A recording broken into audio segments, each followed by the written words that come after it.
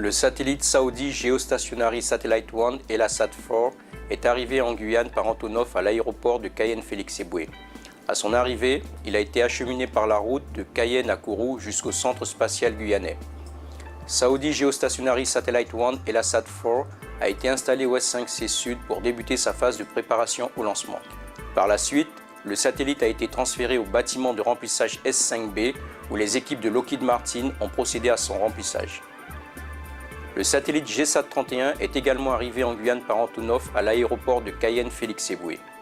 Puis, il a été transporté avec tous ses équipements par la route jusqu'au centre spatial guyanais. GSAT-31 a été installé de son côté au S5C Nord pour débuter sa phase de préparation au lancement.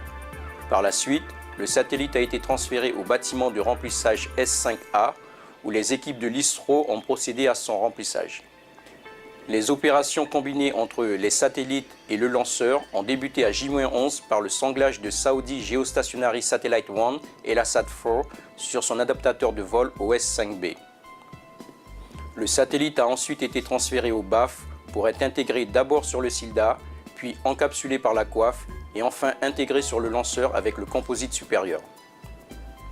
GSAT-31 a de son côté démarré les opérations combinées avec le lanceur à J-8 au S5A par son sanglage sur son adaptateur de vol.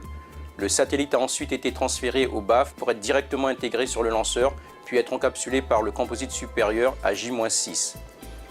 Depuis J-6, les deux charges utiles effectuent des tests de bonne santé et des charges de leur batterie.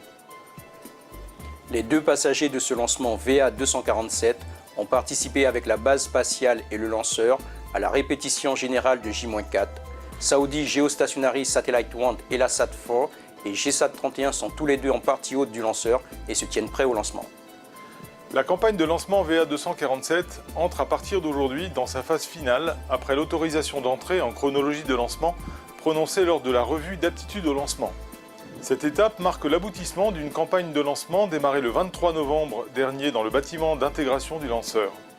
À l'issue de son assemblage et des contrôles associés sur les systèmes électriques et propulsifs, le lanceur a été mis en phase d'attente de sécurité le 17 décembre, puis a été transféré dans le bâtiment d'assemblage final le 17 janvier dernier.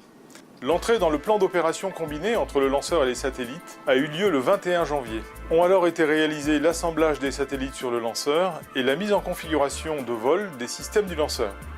Je remercie toute l'équipe de lancement pour son engagement personnel dans la réussite de cette campagne.